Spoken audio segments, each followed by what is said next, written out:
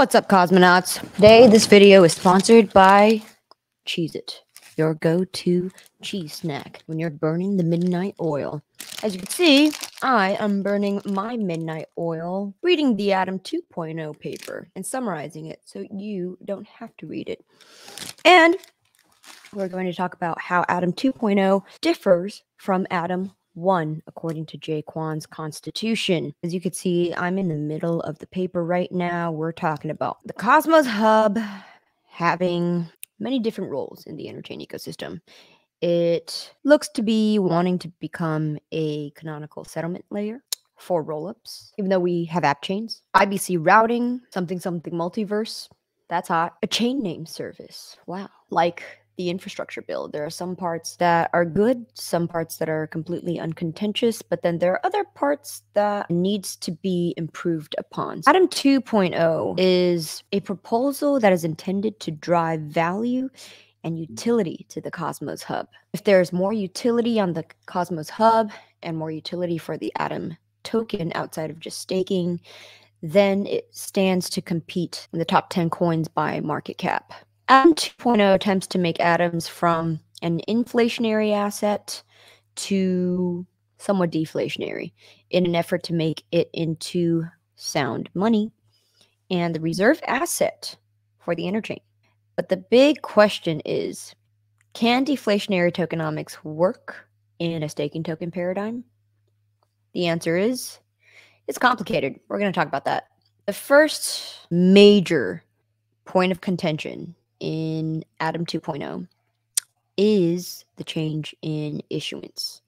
And what that means is that mid-flight, while the Cosmos Hub is running in prod, we're saying we're going to change the tokenomics underpinning this entire system. So what that does is it changes the social contract. What is being proposed here at the time of Atom 2 activation? Issuance during the transition phase, which is the first 36 months, is intended to wean stakers off of the security subsidy. 12 tranches of 4 million Atom may be proposed successively to endow the Cosmos Hub Treasury. The Cosmos Hub Treasury is used to capitalize the allocator and public works. What is it in layman's terms? During the transition phase, 10 million atoms will be printed over 36 months. When it hits the steady state phase, block subsidy will decline to a fixed 300,000 atoms per month. This means that during the transition phase, 30% of all atoms in circulation before Atom 2 went live will be printed in the subsequent 3 years, and then slow, steady heartbeat of 1% fixed inflation indefinitely. So what's the analysis of this, right? Does this actually make Atom into sound money? Does it make the Atom token deflationary, whereas it was inflationary before? First of all, we need to address the change in the social contract. And this is what Atom 1 Constitution points out. Imagine if this current iteration of Atom 2 goes live and is running for 3 years. Then at the 36-month mark, someone proposes an Atom 3.0 change mid-flight, which again changes the issuance rate, where it'll no longer be the 1%, but let's say issuance goes back to 20%. So that would be a violation of the social contract. That's why we do token issuance changes very, very delicately and conservatively, if at all. So a 20% increase in initial issuance during a transition phase is printing money out of thin air, because you can't have something of real value if you can mint net new capital from nothing. If that's the case, then it's starting to resemble central banking style money printing. After we move out of the transition phase, we're going to move into the steady state phase, and that is when network security becomes more of a concern. At the 3-year mark, when block subsidies dry up to only 1%, then what happens is validator compensation needs to be further buttressed by a fee market. Let's think about that for a minute here. It's very possible that it won't be enough to compensate validators who are operating n number of ICS chains. This is where the liquid staking revenue comes in. If you look at 2021 in the Ethereum fee market, fees made up only 7% of ETH mined in block subsidies. So if you look at liquid staking, takes a note from Osmosis and its thirdening schedule. But the difference is Osmosis's thirdening is finite, and after the thirdening is complete, the fee market on Osmosis makes up for compensating the validators. Because Osmosis is a DEX, the fees are going to be naturally higher than the fees of the Cosmos Hub. If your worldview is that the Cosmos Hub is going to be interchain securing thousands of other app chains, then at that point, the fee market can possibly sustain itself. The scaling cost increases as well. The Cosmos Hub validators need to be running nodes of thousands of blockchains. So we'll see if that's even feasible, or if it selects for only the biggest institutional validators. And then your little itty bitty mom and pop shop validator will no longer be able to keep up and then get selected out of the system. That being said, the consumer chains that are going to be using interchain security are the ones that haven't launched yet. Here's where the promise of Atom mooning by 1000x becomes a double-edged sword. If at any point Atom price rises drastically higher than the block subsidy of Atom and the APR from liquid staking combined, and people are unbonding in order to sell their atoms, then the reality is the Cosmos Hub security will fall precipitously. So in that world, in order to maintain proof of stake security, the hub may very well have to import security from other chains. Ergo, the possibility of a mesh secured world becomes a lot more possible in that edge case. It's worthwhile to note that in the new issuance proposal, the white paper says that as a safety measure, if the staking rate ever falls below 2/3, the new monetary policy will pause and the original monetary policy will resume, incrementally increasing issuance up to a maximum percentage of supply until the staking ratio again exceeds 2/3, at which point issuance will return to a fixed 300,000 atoms per month. Note that the security subsidy will also continue to fund the community pool, as staking rewards are granted via the distribution module, which will automatically direct 5% of funds to the community pool. The remaining issuance is directed to the new Cosmos Hub treasury and will be used to support initiatives that increase adoption, growth, and capitalization of the interchain. Atom 2.0 proposes that 2/3 of all newly printed atoms will go into the Cosmos treasury, which is separate from the existing Cosmos Hub community pool. Who operates the treasury and controls the money? That hasn't explicitly been named in the proposal, but if you want to make a calculated prediction, you only have to look at the past multi-signature committees of past proposals on the hub. This is the part that has a few community members concerned. The idea is if you're not paying attention and auditing every proposal for grants that comes through, if you can't veto them, then these props will pass by default, and this leads to almost unaccountable spending. It starts to resemble the way that politics in the US is being played, where it favors the people who are good at playing the politics, and it puts people who are too busy with their lives, puts them at a disadvantage. Okay, so the interchain scheduler. The interchain scheduler resembles the role of the Ethereum beacon chain. If you're a canonical settlement layer for many different blockchains or shards in the ETHPOS paradigm, how are you able to decide which transactions came first in what order? Well, that compels the role of a scheduler, an operator that decides, oh, this came first, that came first, and then to canonically settle and decide which transactions are ordered in which way. The most useful application to come out of a scheduler of this sort is an MEV auction house. So that's part of what's being proposed in Atom 2.0. And the only criticism that I have of this is that it does trade off some decentralization, but the hub may actually be in the best position to act as this authoritative sequencer that is credibly neutral. The proposers want to get ahead of cross-chain MEV, which is inevitable. All right, now we're going to talk about interchain security because that is a keystone overarching topic. And what's being proposed in both Atom 1 Constitution and Atom 2.0 conceptually are very similar. I'll get into why that is. So I'll tell you a little origin story about interchain security. Jae Kwon, Sunny Agrawal, Dojmos, myself were talking about interchain security at length in 2020. And this was before IBC was launched. So we were convinced that Cosmos Hub needed this as its first application. This was ahead of IBC season, and people starting to see Cosmos pop because the market started validating the Cosmos vision.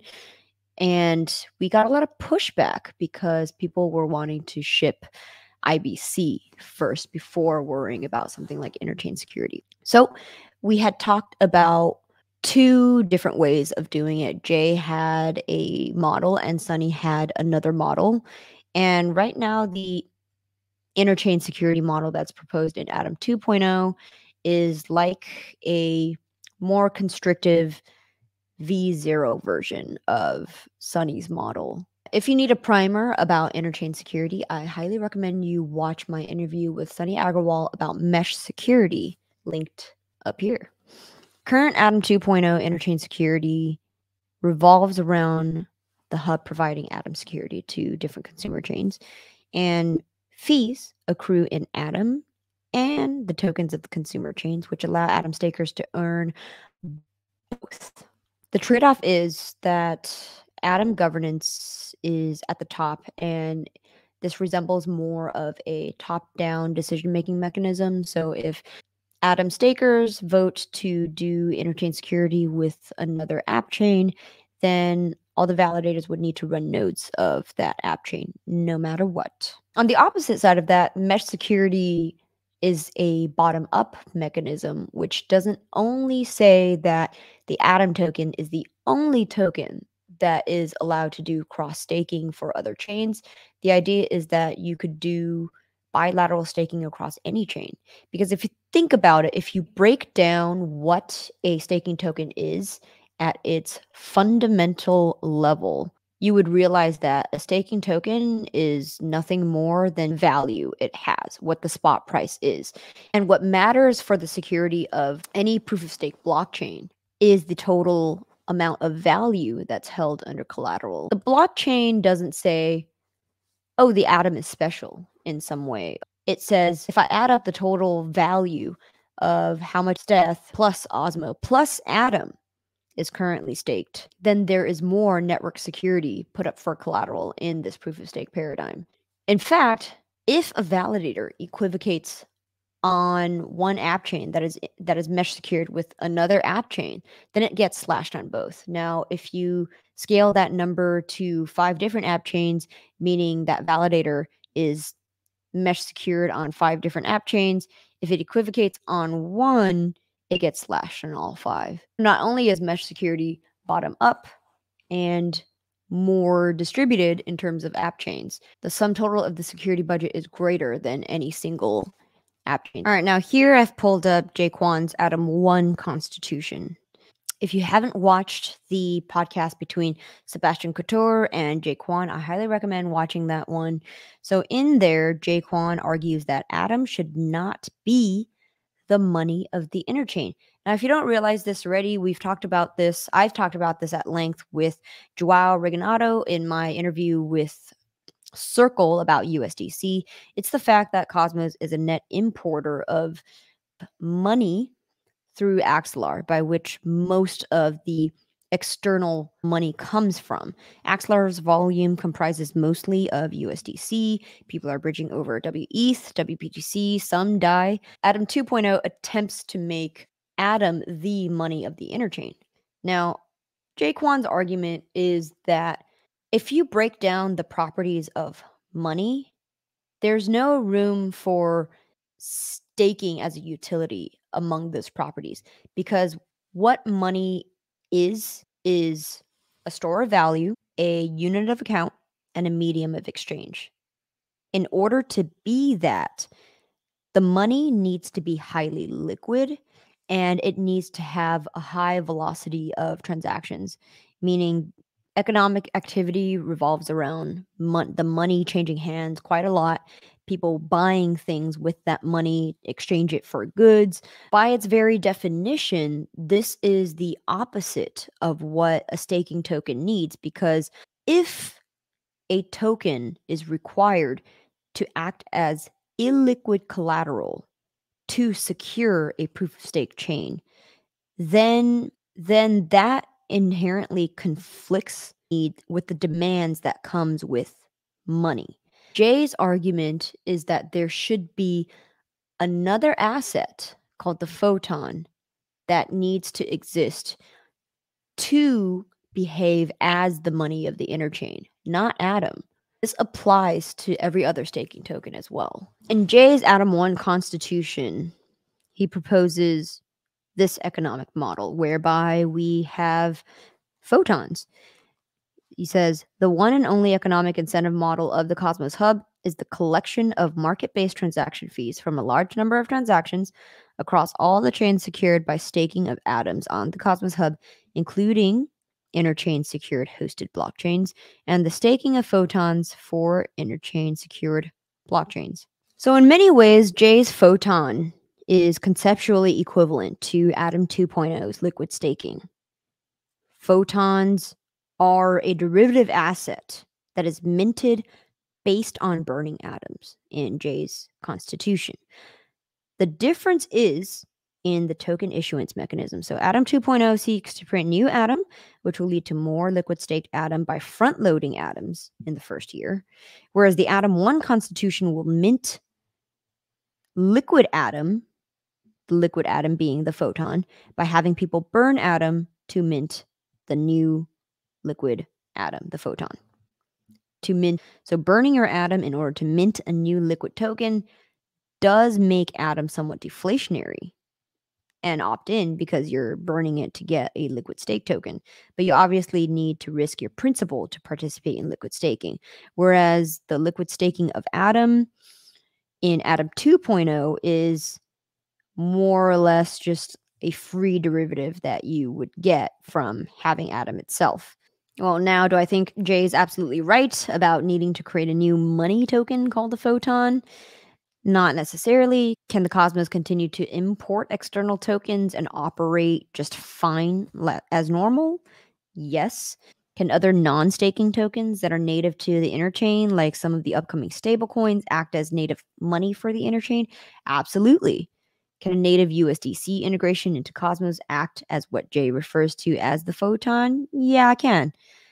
I fundamentally think that the thinking that there should be one de facto token for doing interchain security is wrong, because in a world where we have mesh security, where that is a technological feasibility and it is coming this year, it's already been built as a prototype, then the conversation should move away from, okay, well, Atom is the only thing, like Atom is the one and only thing that can do interchain security for other chains, or the photon is the only thing that can do it.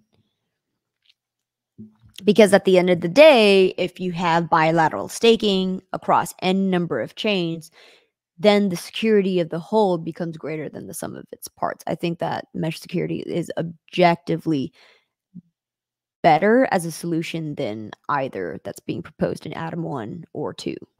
Anytime something drastic happens that upends the original social contract that everybody came in for, but that was ultimately sparked due to some kind of existential need to remain relevant in a hyper-competitive space, this does spark a war. Think the Bitcoin scaling debates emerged as Ethereum was rising, right? People were criticizing Bitcoin for not being scalable enough. And then if you look at Ethereum and what prompted the existential need to scale or die was when the ETH killers emerged. And Atom 2.0 is following a very similar trajectory where Atom 2 is trying to keep up with other multi-chain or interoperability solutions that have built-in monetary premiums. In 2020, we were talking about interchain security because we needed to compete with Polkadot. And now in the ETH proof of stake paradigm, which does have, multi-chain sharding in its roadmap, but also has a beacon chain that still has monetary premiums built in, necessitated us to think of ways that Atom could accrue value, because that's been the biggest criticism of Atom. What's noteworthy is that, well, a war can only emerge when your community is relatively decentralized enough such that there are disagreements and sides emerge.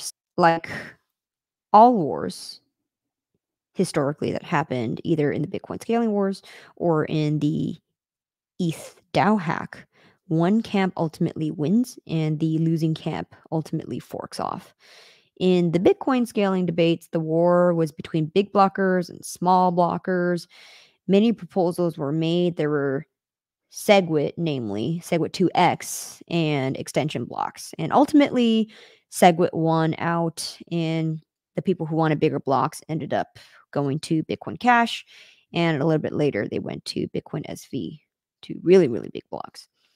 And in this Atom 1 versus Atom 2.0 debate, which likely will turn into a war, the question is whether or not you, as an Atom holder, are willing to accept the terms that are made in either proposal. Or if you find that some parts of one proposal are to your satisfaction and other parts from another proposal are to your satisfaction, maybe there's some nice middle ground in between where we could compromise. Or if you are a builder or somebody who contributes to mechanism design and have your own proposal, what solution do you think would satisfy what you define as the Atom and what role the Cosmos Hub should fill? Because both proposals are open for discussion and iteration. At the end of the day, what you have to ask yourself is token price go up worth trading off some decentralization? Is token price go up guaranteed? Or is it a fleeting sell the news event? Put another way, are the mechanisms being proposed sufficiently robust enough such that they could reasonably sustain the monetary premium that's being promised? You could be the judge of that. I hope this really helped. See you the next time, cosmonauts. Bye.